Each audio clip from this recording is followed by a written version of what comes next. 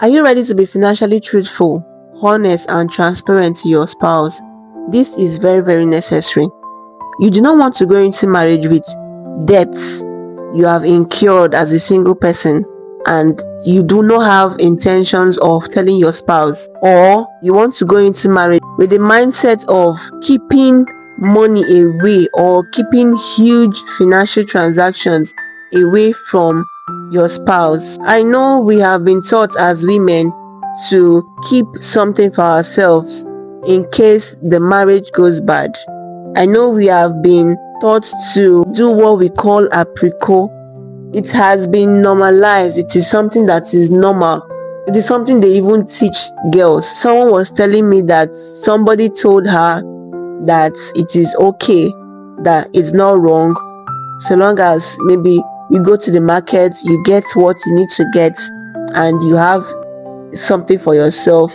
It is okay to keep that with you. But in marriage, where the both of you are one, this person is bone of your bone, flesh of your flesh, blood of your blood, and and all of those. Why is it needful to want to hoard finances? Why is it needful to want to hoard money? There are situations where you may want to keep transactions away from them, maybe because you want to make it a surprise, or you forgot, it just escaped your memory, and maybe some other time it can just come up and you find no, it's not a big deal to share those transactions. But when it is an intentional act, when it is very, very intentional, when you're making those purchases, you're buying shoes, you're buying bags, you're buying perfumes, you're buying things without your spouse's knowledge, or something is priced for 150,000 and you're telling your spouse it is 200,000, what is your intention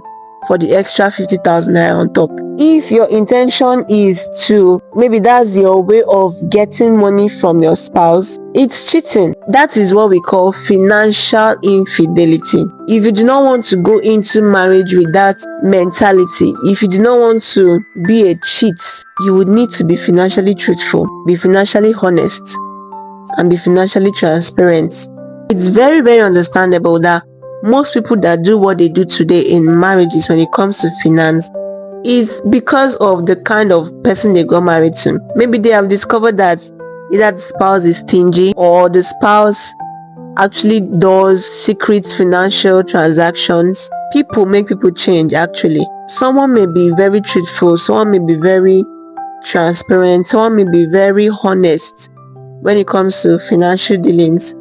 But when you see that your spouse is of the opposite side, your spouse is not giving that same vibe, your spouse is not giving that same energy, you're most likely going to do the opposite as well, because you won't feel, if you continue, truth be said, you will feel like a fool when you're the one saying, okay, I went to the market, I bought this 48,000, I bought this 20,000, here's the balance, and your spouse is at the other side making expenses, money is going, money is coming in, you don't know how much your spouse is earning, you're blind when it comes to your spouse's financial transactions. At a point you will get tired, at a point you feel cheated, and you also want to withhold your financial information from your spouse.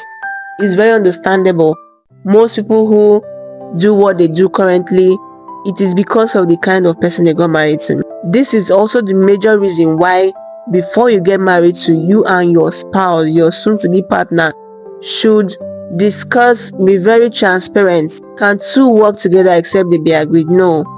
It would be very unfair that I am being financially transparent, I'm being very financially honest, and you are being financially secretive. You're making purchases, you're buying things, I don't know how much you're earning, I don't know your salary, I don't know your expenses. I'm always asking, is there money, is there no money, can we do this? No. Now a husband and a wife should be a team. I know what my husband earns. My husband's salary is not fixed.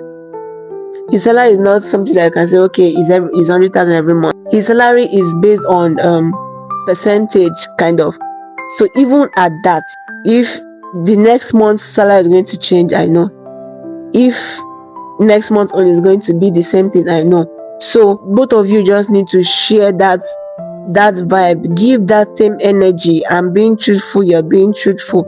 It makes the marriage move along. It just brings peace, and there's this peace of mind. Hey babe, I've been paid. Hey babe, do we get this? Do you think we need this? There should be that financial trust. Hey babe, I want this, I need this, I need this, I need that. That is how it should be. There should be this mutual trust when it comes to finances. So you both should work on being financially truthful to each other. Are you able to differentiate your needs from your wants? Even while still single, you would need that skill, that ability a lot in marriage. We have been taught in school that needs are those things we can't do without, right?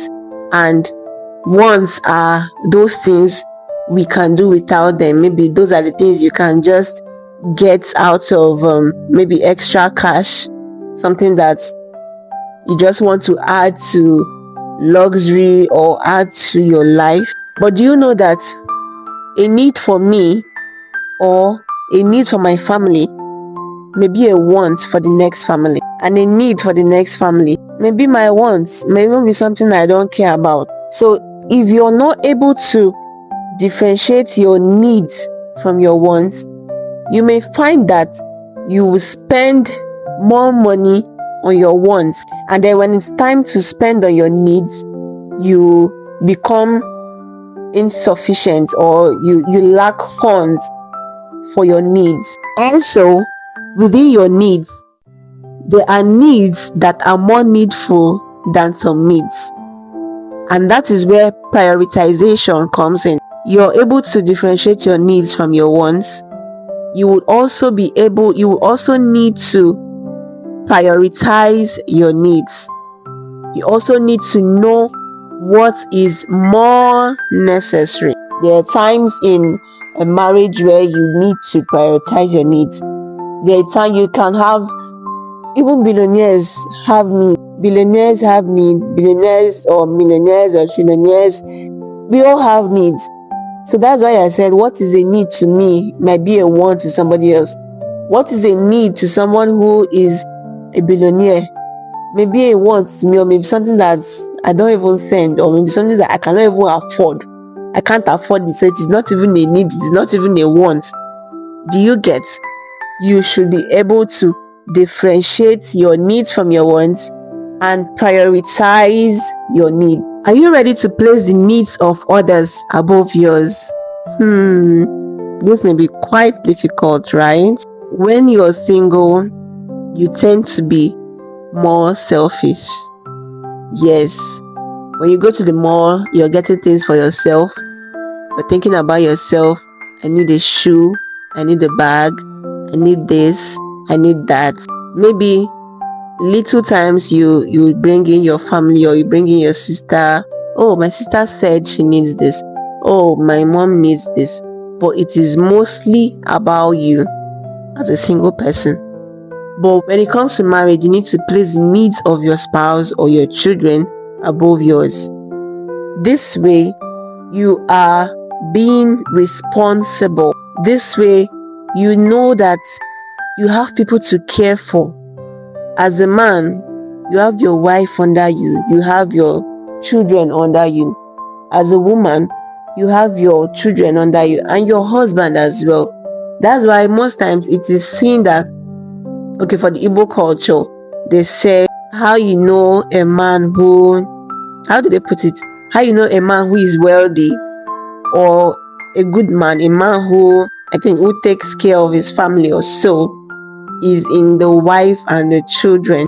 They look better, they look good, mostly for outings and occasions. When you see the children, when you see the wife, you know that the man is trying, the man is doing well. For you to coexist in love and in peace, even as a Christian, you would need to place the need of others above yours. No one is saying you shouldn't take care of yourself. No one is saying you shouldn't look good. No one is saying you should care less about you. What I'm trying to say is that marriage will need you to care for the other person. When you go to the mall, your mind is always thinking what your husband needs. Your mind is always thinking what the children needs, what the family needs, not just about you. It also incorporates your extended family members, your in-laws. How ready are you to incorporate your in-laws? How ready are you to incorporate your extended family or your spouse's family into your expenses? Once in a while, there will be needs from your parents-in-law, your sisters-in-law.